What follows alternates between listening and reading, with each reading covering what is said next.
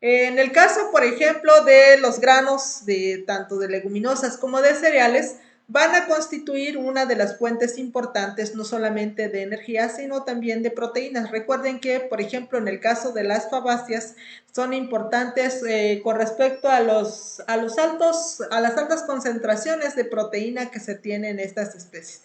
Entonces, también se tienen, por ejemplo, algunos minerales esenciales, algunos, bueno, aminoácidos, vitaminas.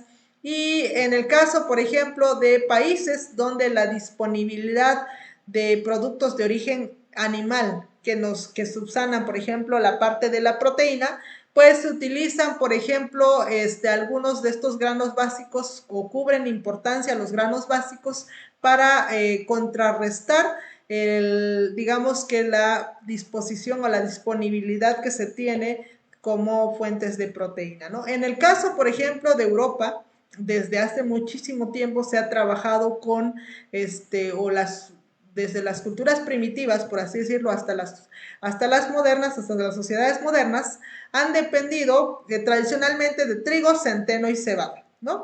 En el caso de América o en el caso de las culturas mesoamericanas y sudamericanas, podríamos decir que los elementos importantes son maíz y frijol, que desde nuestros ancestros hasta la actualidad siguen siendo el principal y más importante de los alimentos que consumimos, ¿no?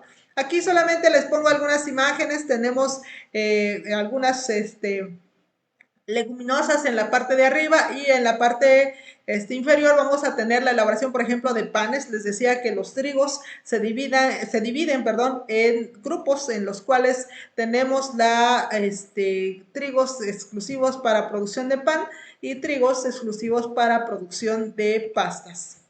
Ok, nutricionalmente hablando, podríamos decir que las leguminosas, aquí tenemos una tablita en la cual nosotros podríamos expresar, por ejemplo, el contenido de, de un análisis bromatológico con respecto a los cultivos básicos. De manera general, hablamos de cereales con leguminosas y decimos que los cereales tienen mayor contenido de carbohidratos.